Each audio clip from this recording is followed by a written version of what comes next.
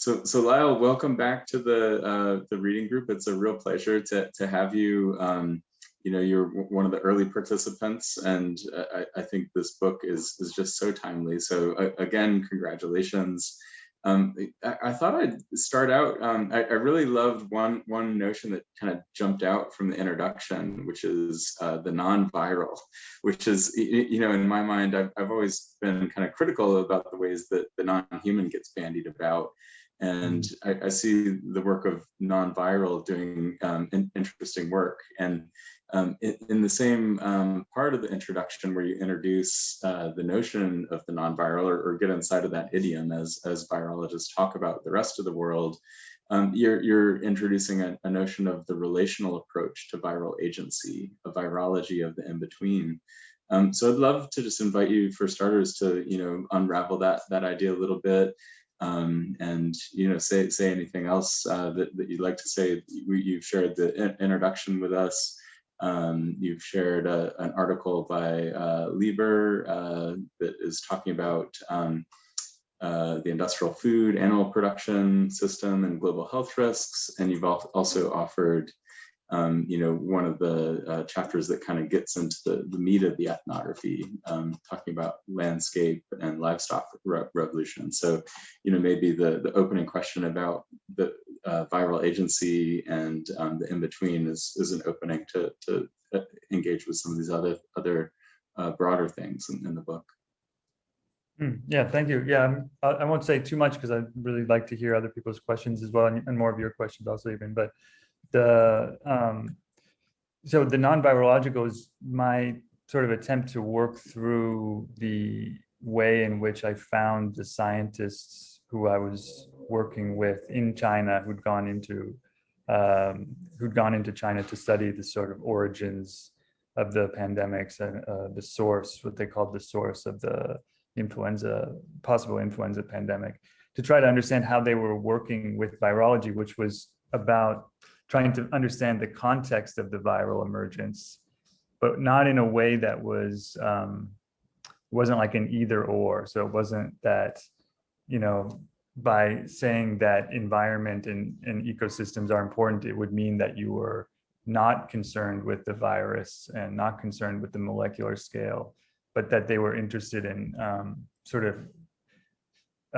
how to understand this interaction between the viral scale, the molecular scale, and the ecological or ecosystem scale. It's really something that partly is my own working through, because like an earlier response was sort of, oh, this is about understanding, understanding the context, not about understanding the virus. But if you really look through it more carefully, what the scientists were trying to do, and I think this is it's an important sort of aspect, is not to just it's not going back to this like pre-germ theory idea of environmental cause of disease or something, or ignoring the insights coming out of laboratory virology, but rather trying to understand how those insights have to be understood in connection to these other scales that can't be understood through the laboratory alone. And then maybe briefly about the other chapter that and the other article. Actually, I wasn't able to watch the session from last time, but I've read the article by Montenegro DeWitt and really enjoyed reading that article, and really enjoyed her provocation at the beginning, especially about this idea of from Cedric Robinson about the racial capitalism. But also especially the idea that understanding capitalism not as the sort of revolutionary transformation of feudalism. So it's not an either or, that capitalism didn't replace feudalism. And similarly, I think often there are these kind of massive debates or polemical debates within understandings of the ecological conditions of emerging diseases that are about either the virus or the environment on the one hand, or it's debates about it's actually the backyard farms, or other people saying no, it's the industrial farms. And in the chapter that I presented, that I shared here, it's looking at how in China that that opposition between the industrial and the backyard, or the traditional and the capitalist, it really doesn't add up when you look at how the dynamics of transforming poultry farm systems, what that's like. And so those categories, trying to move beyond just placing one category as sort of the enemy and the other as the good, and understanding more of this interactive dynamic. Yeah.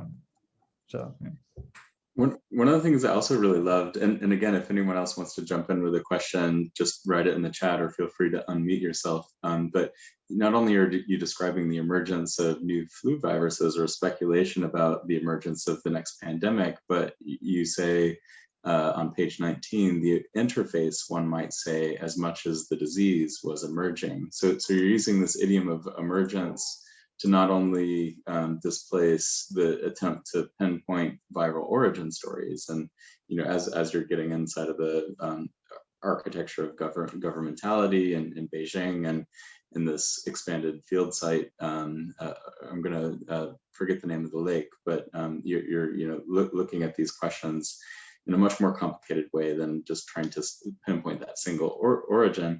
You're also talking about the emergence of new forms of scientific ethos, livestock production, and political exchange. So I really loved how emergence also was playing out on multiple scales.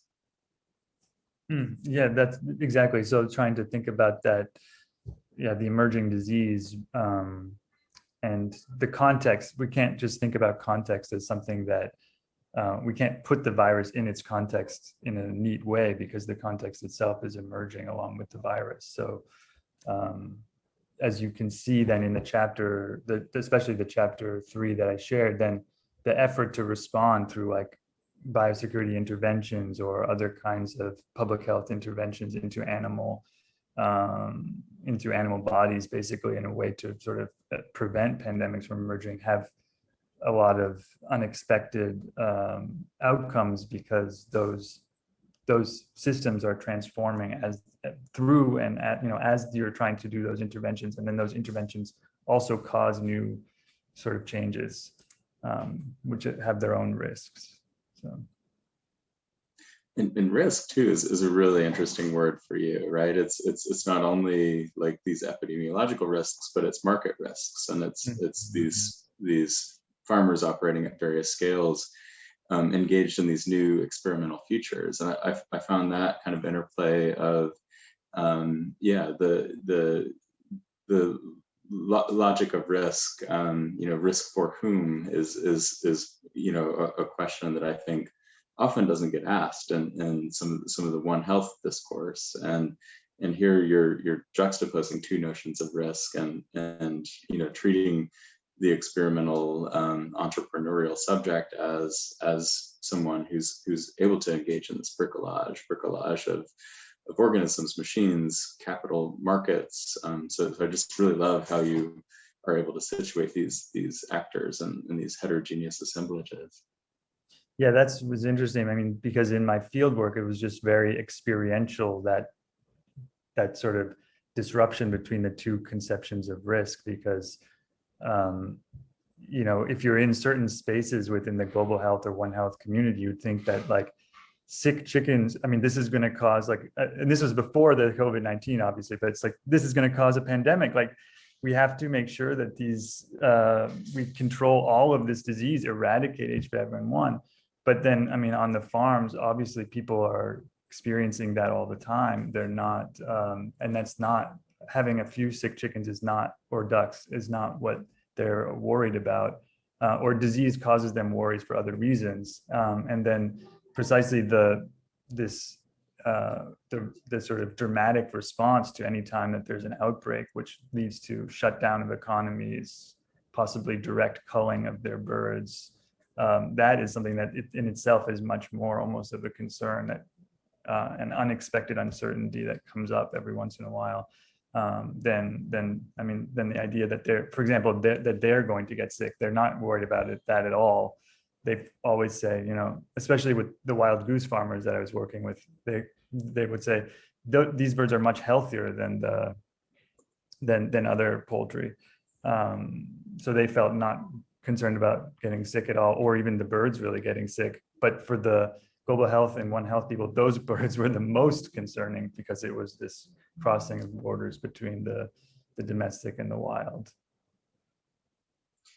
Yeah, and I love too, you document both the dramatic response to H5N1 influenza, but then also make a clear point that it never disappeared. The absence of reports of disease does not reflect the true infection status. You're quoting Sims. Disease must have been occurring in the mainland, but for whatever reason, it wasn't being reported. And I mean, I think we'll probably come to the same conclusion about SARS, right? Here we are. It's the same species that was, circulating in 2003, and it's a different strain, significantly different strain. But yeah, I would be surprised if, it obviously didn't disappear. It's bouncing around. And H5N1, it never caused a pandemic yet, but it was because of all of the variation that emerged out of that. They kept coming up with new terms to describe the different differentiations of the virus as it escaped from vaccines. And then eventually that's led to this grouping called H5X viruses, and it's also associated with the so-called low pathogenic but avian influenza viruses, but then that caused major outbreaks in 2015 in the industrial poultry in the US. So it is a thing where it has, although it hasn't caused the pandemic directly that was expected, it's continued to cause all kinds of problems with new emerging viruses, mostly in poultry economies with only some human cases. But I just saw Rachel's question in there on risk. Do you want to go ahead and ask it? Hey, Lyle. Hi. Thanks for joining us today. Going along with what Eben just raised about risk, I was wondering if you might say something more about the segment around page 71 in your chapter 3 on restructuring. As somebody who studies food and waste together, and thinking a lot about, I also had in my memory Dirk Pfeiffer's latest blog piece on the One Health poultry initiative, in which he was talking about moving forward and thinking about. I don't think he uses the word restructuring, but certainly asking questions about how the world does meat production. And what nations are being privileged in terms of defining that. And so I wonder if you might say a little bit more about that restructuring concept that you raised, and especially that I think on the following page, on page 72, where you have that actual very fascinating breakdown on the sectors, the model sectors. Right.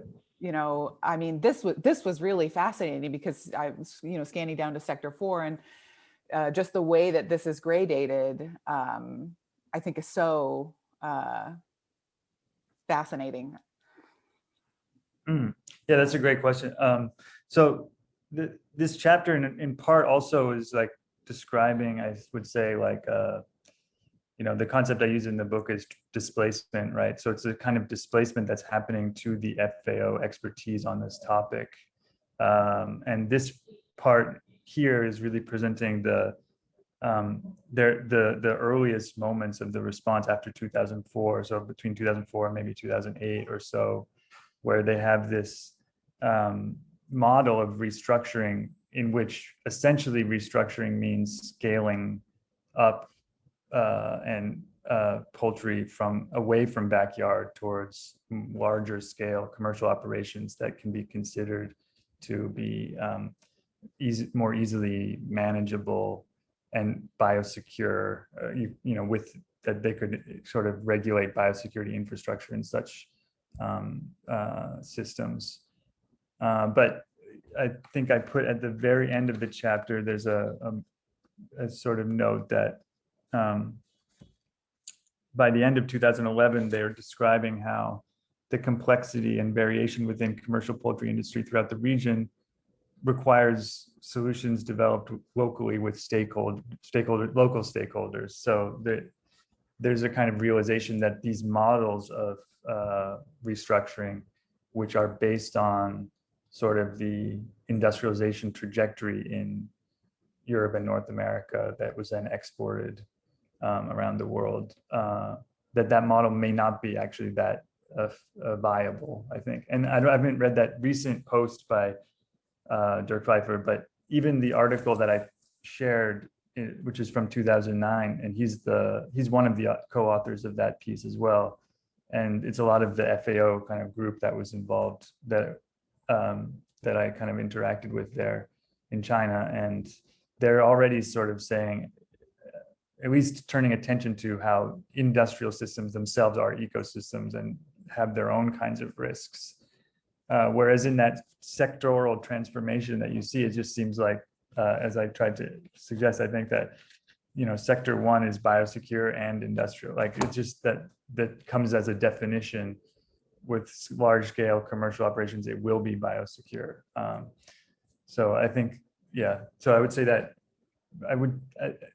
after this experience of trying to transform poultry systems in Asia during H5N1, I think there's now a new, maybe a different idea about how restructuring should take place that's not so tied to that model of achieving that sector one. Stefan, do you want to go ahead and ask your question about ground zero? Yeah, sure. Thank you. Thank you, Lyle, for sharing the book parts. I think it's a really, I'm looking forward to reading the whole thing. It looks really great. I just had a question. So I think from the beginning in the introduction, you mentioned this kind of, China being depicted as kind of the source and origin stories and all that. And you obviously want to work through that notion. And you say on page 23 of your introduction, rather the pandemic epicenter is both global and singular, different layers of significance and all that. So, but then at the very end of the introduction, you say, ultimately, I suggest only by following scientists and experimental systems in their search for the pandemic epicenter, can we hope to reconstruct this kind of, these reiterated claims about ground zero. And I was just kind of, it sounded to me very kind of like the only made me stop, like really, it sounds very, suddenly quite narrow. You got to look at this. This is the only way forward. I was just wondering whether I'm reading it too strongly or where this strength of that conviction or suggestion comes from for you.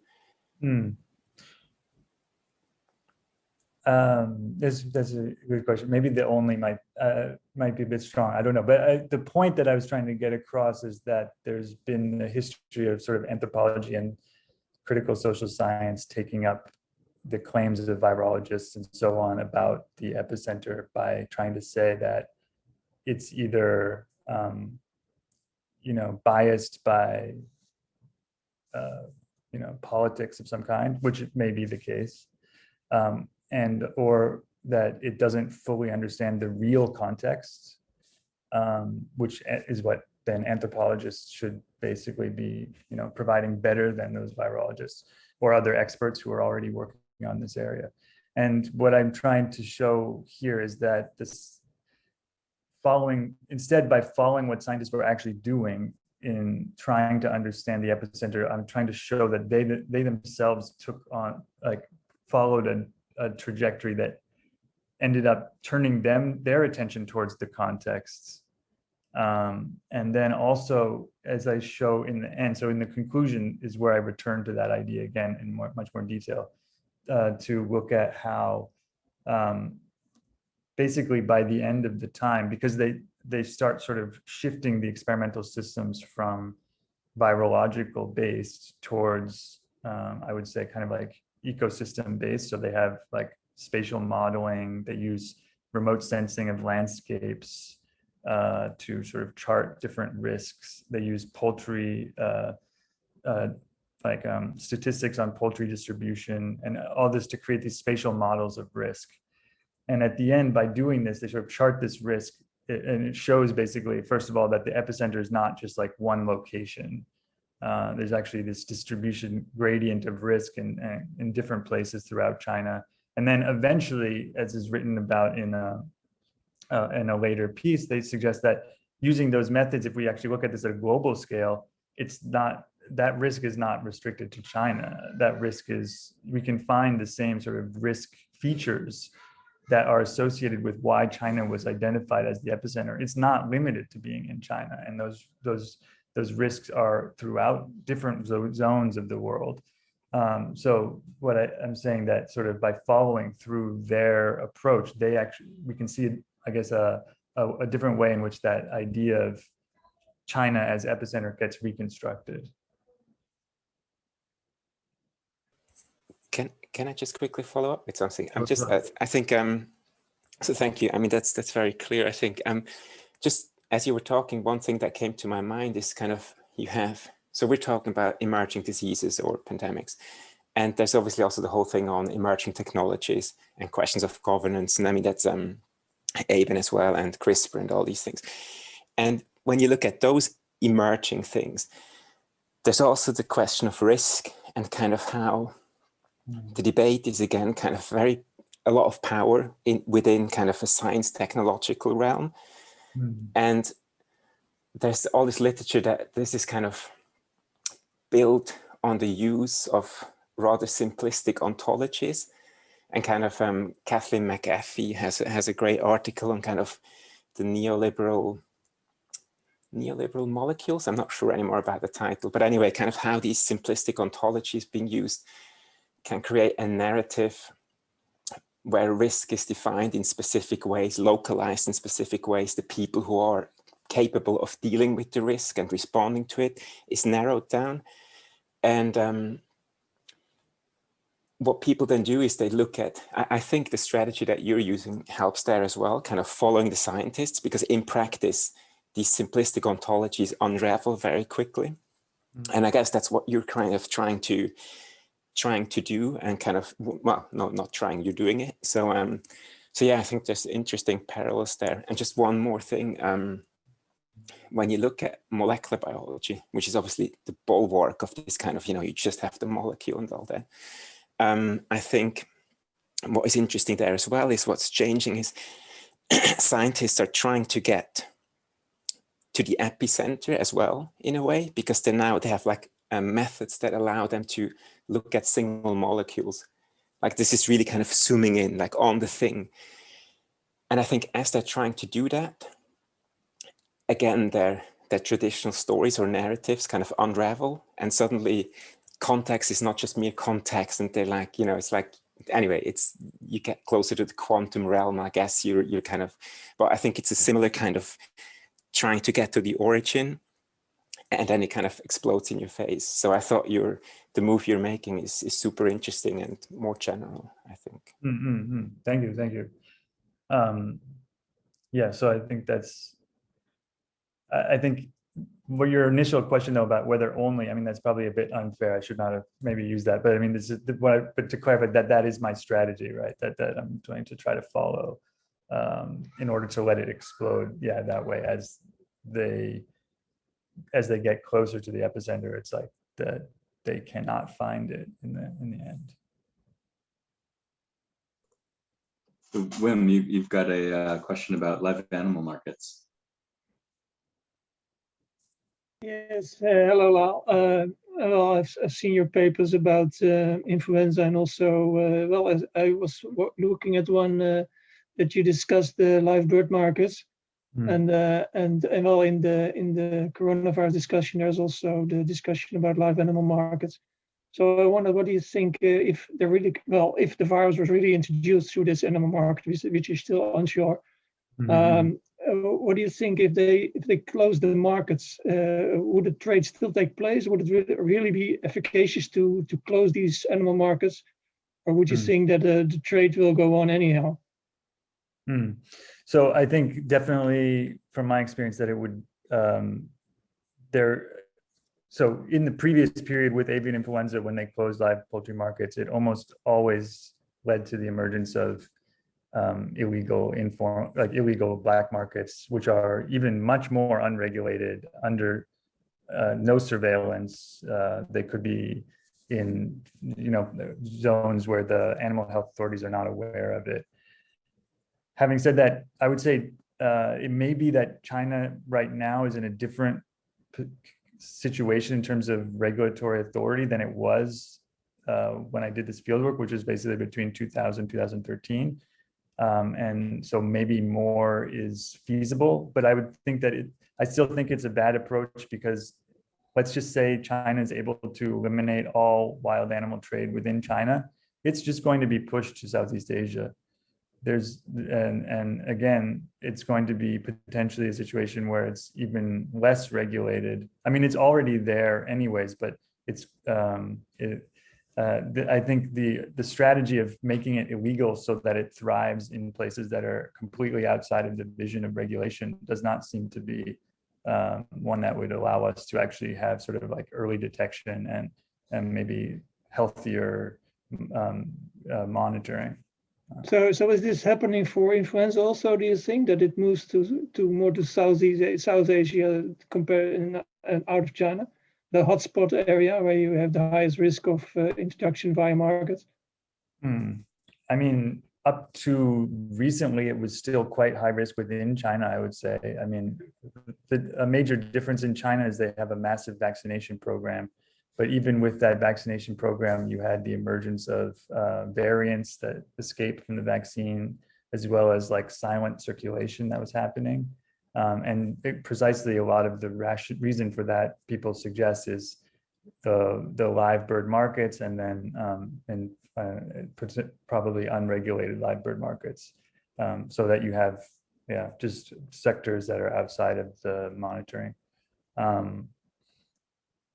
So it's very doubtful, in this respect, it's very doubtful that it would really help for coronavirus.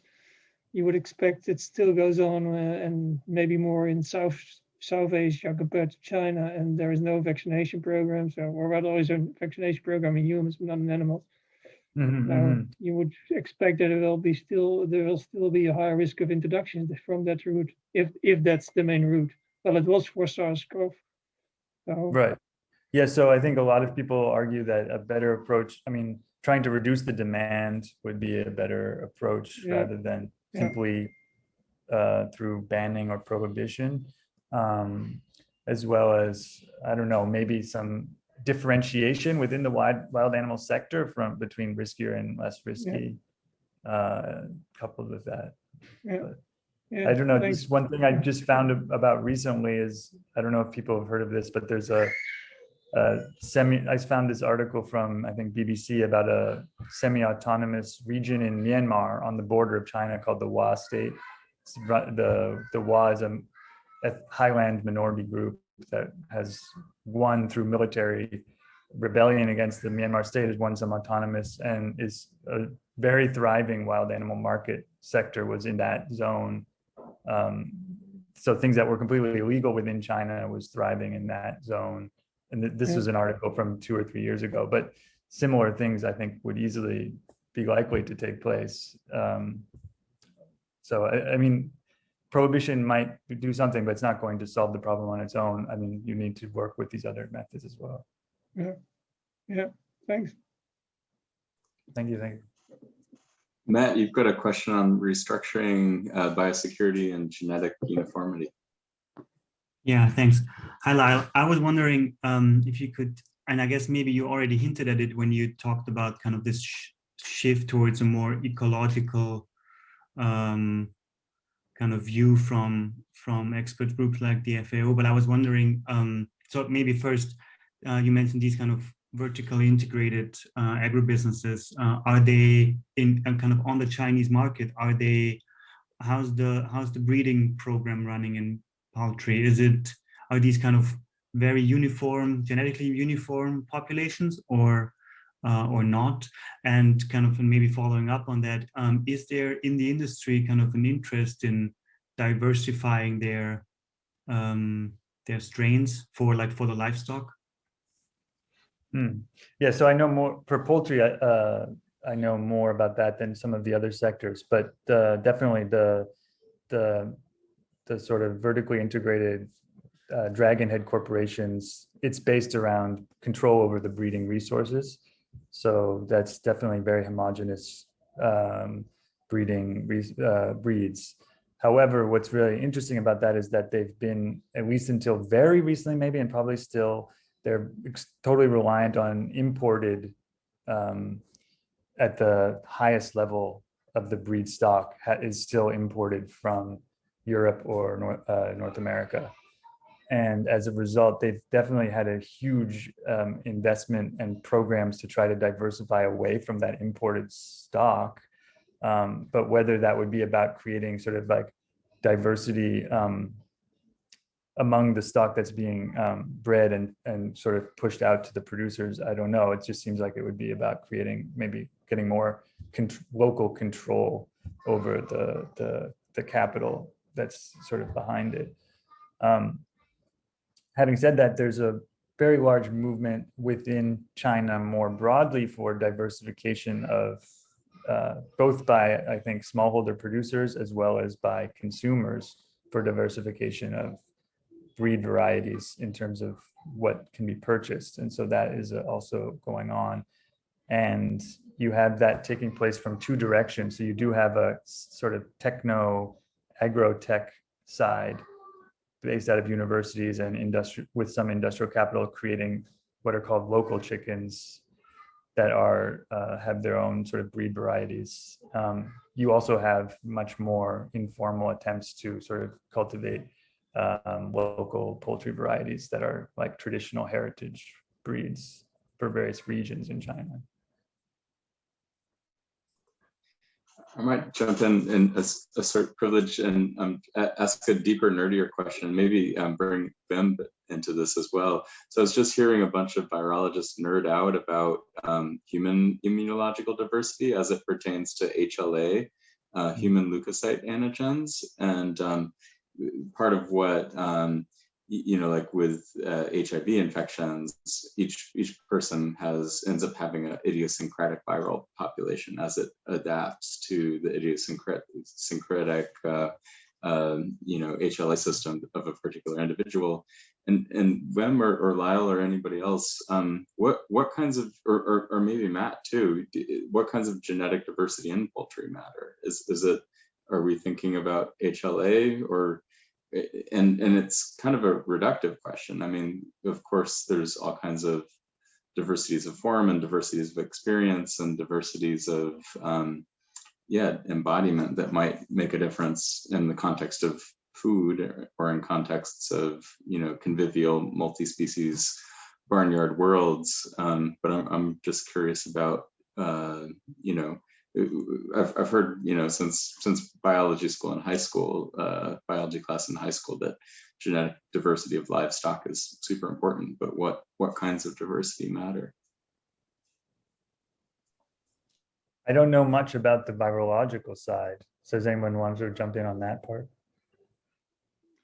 Oh, actually, I don't know much about the host side.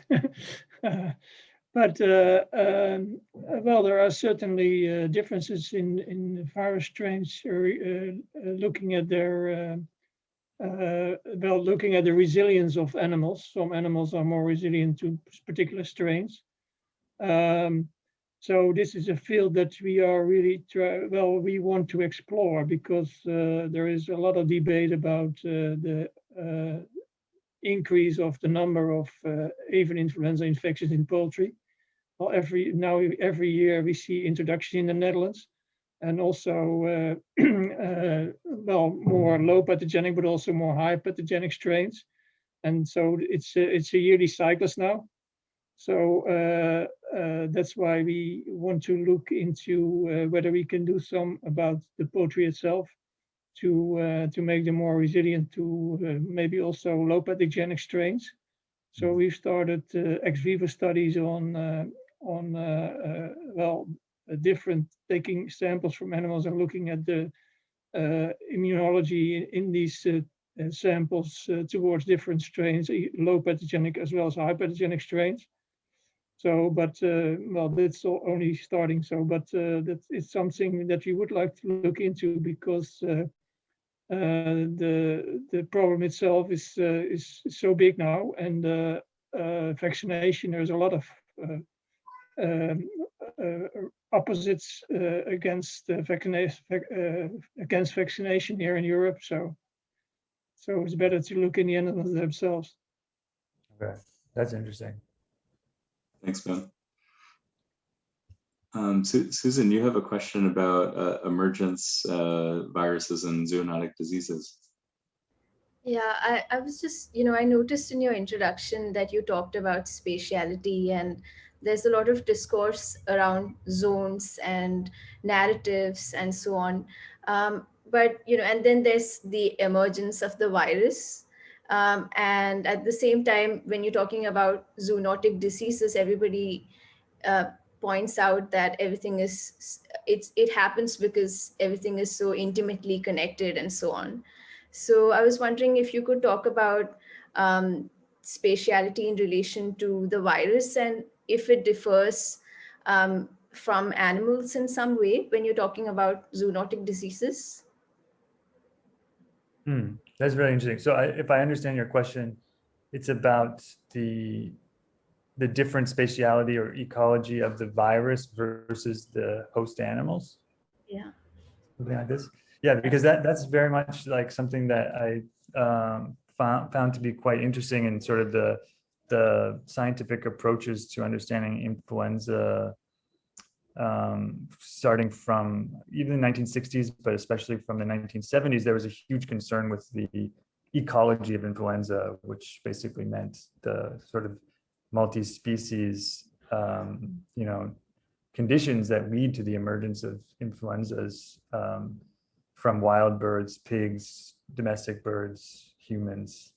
But the research was really focused on sort of this like virus eye view of an ecosystem. So it was how the virus would, what is the possible connections between species that this virus could form or would want to form or has the possibility of forming.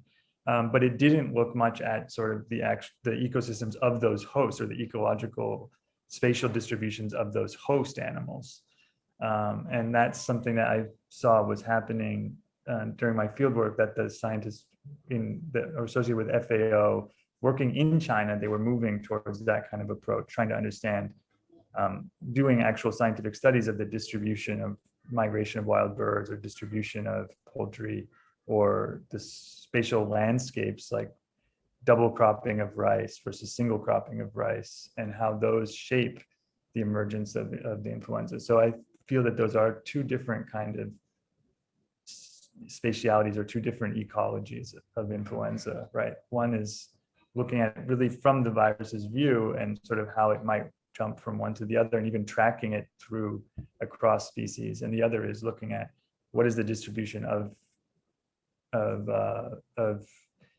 free grazing duck populations across Thailand or across China or across the world or something. Super interesting. I've got a follow up about just what's become of Poyang Lake, and in one respect, it seems like it's maybe a sort of misplaced concreteness. Like the viral contact zones that you're describing are everywhere, and I'm also wondering at the same time, there's a sentence. It's not jumping out right now, but basically they were seeing viruses everywhere. They're the ducks, they're the chickens, and viruses everywhere. And is this just the pathogens that they're seeing, or because the virosphere is this unknown totality of about 0.1% of the virosphere is described. Is that at all within the imaginary here, or is it just the pathogens? Yeah, no, I think not. And I in that particular quote, I mean, I almost feel that quote was just about how those conditions themselves were like, almost, is it metonym is the right word? I don't know, but the conditions of the ducks and the free grazing and the wild birds, that was like seeing virus. It was as well, though they were talking about, I guess, a lot of outbreaks, right? Yeah, that's now I'm remembering the quote more clearly. He was saying that people said they put out chickens and then they would die as soon as they put them out. So they stopped raising chickens for that reason. They raised ducks instead because the ducks don't die, because ducks don't often die from the influenza. So then, yeah, then they weren't even doing sampling though, is what I'm trying to say, that they were sort of seeing these indicators that suggested virus was everywhere. But they mean definitely just the pathogen, specifically the probably influenza pathogen. In the place, is it like in the context of SARS-CoV-2, is research continuing there? Or is it seen as like they were looking at the wrong thing, or what's become of the research landscape in China? For flu or for flu? Or just that place, because it seemed like there was this, the laboratory was expanding into the field, and the field was coming into the laboratory. Yeah, I mean, it's definitely remained a sort of major research site. I don't know what's exactly going on there now, but it became sort of more of a, to use Frederick Keck's terms, like a sentinel site. So they established sort of a consistent set of research programs and monitoring in that site to to provide indicators of emerging viruses. But the last time that I was there, I mean, there was not, there wasn't any sort of major transformation of the poultry economies there or something like that as of now. But I think since COVID, the wild animal farming area was closed down somewhat. So. And what, just speaking of the different kinds of risks, like in those kind of catastrophic events for the farmers, what becomes of the farm? What becomes of, I mean, does the state step in and with some kind of, I think that's what happened with the mink farms that WIM has been working on. Does the state pay in China for shutting down these big operations? Okay, yeah, there's definitely a range depending on what kind of operation that you have, and just each incident had different responses. But there's often been some attempt to do compensation, but if we're talking about direct culling operations, then there's some attempt to do compensation for the culled birds.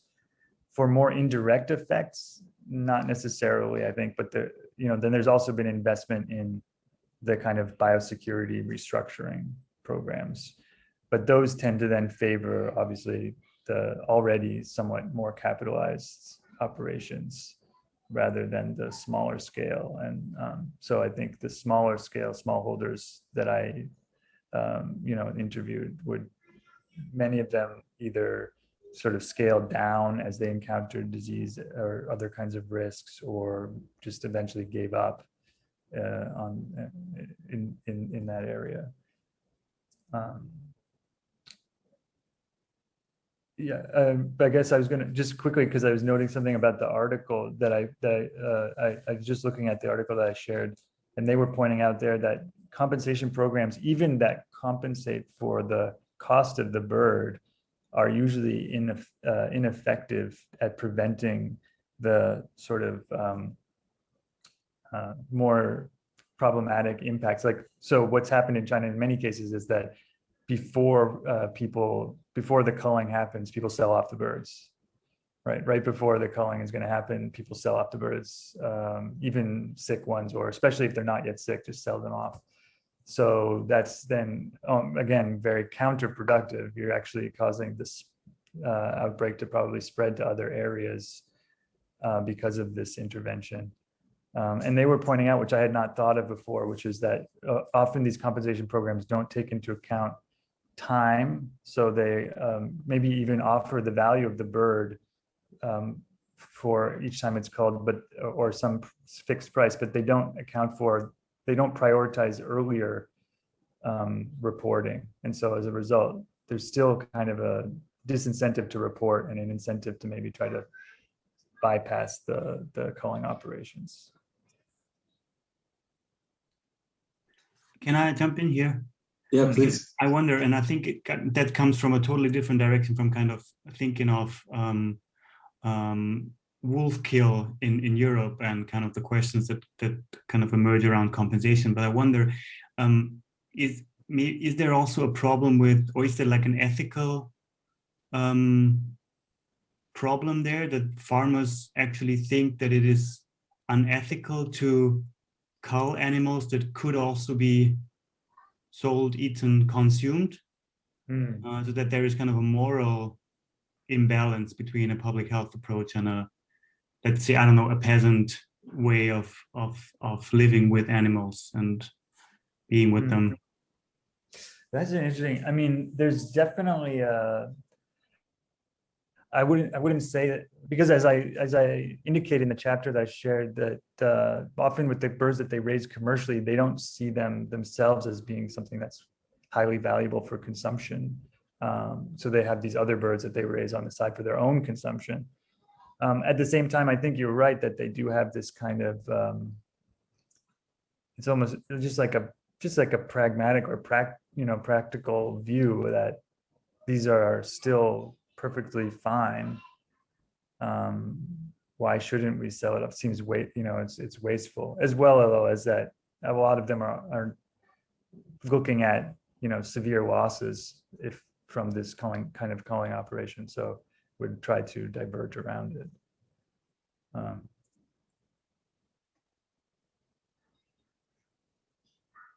I guess there's another aspect that might be there is a history of state interventions and a history of sort of farmers moving around those state interventions to the extent that they are able to, dating back to the Mao era and when it was a completely planned economy, and then the early 1980s of it opening up and it's still being officially many things being illegal in terms of trade activities, but people finding ways to sort of operate around that.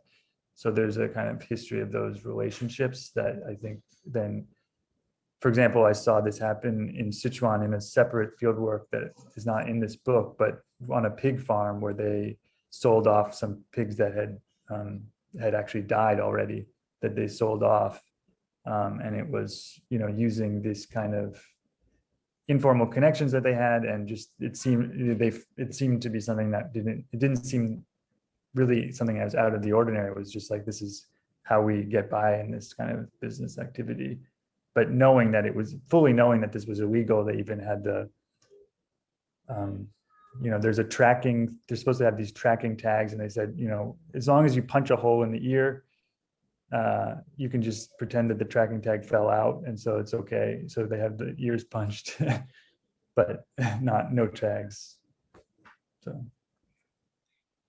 So Anne Stephanie has a question. I actually have one directly on that, which is about the idiom of the experimental. In the reform and opening period, Shenzhen was the place where China opened to capitalism, and the notion of the experiment there very much was about economic experiments alongside technological and scientific ones. So is it a similar idiom that's at play here?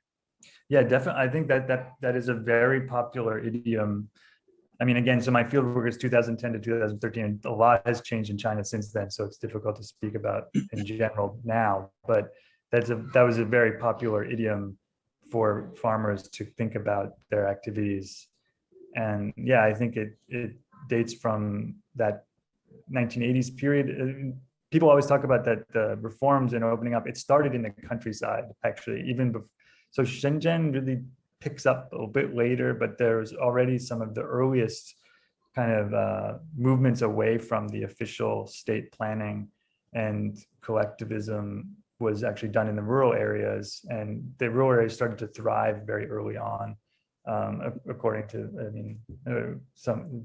how people often remember it anyways. I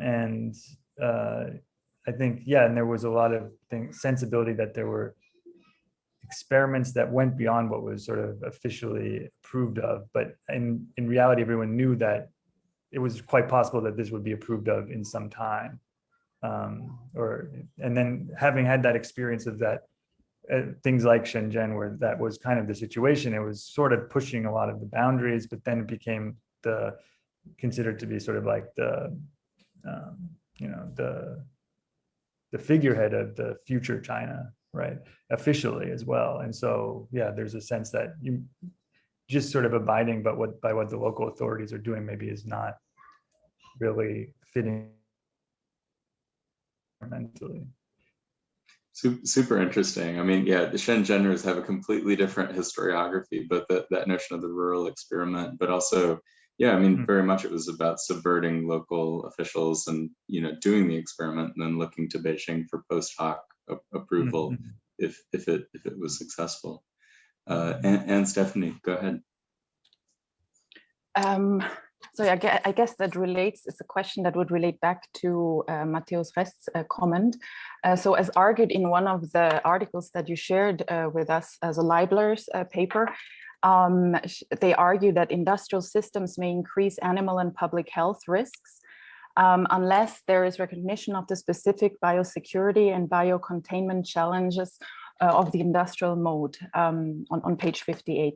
So that is, it is often assumed that confined food animal production reduces risks of emerging zoonotic diseases as opposed to zoonotic viruses jumping in natural habitats and populations of wild animals. So the implication, what implications does this have for an increasing industrialization of livestock farming on a global scale? And since industrial farming is absolutely unsustainable on the long run, given an increase in the global population, is there a tendency towards changing diets to gain protein from non-animal based sources?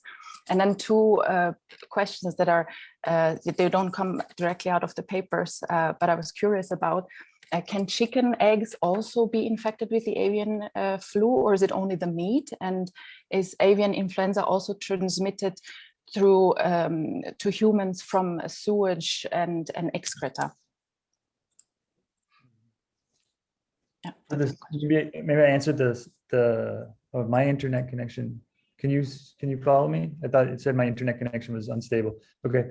The second question I can answer more quickly, I think, first, which is that from my understanding, even the meat and the poultry is not a significant source of risk as long as it's cooked properly.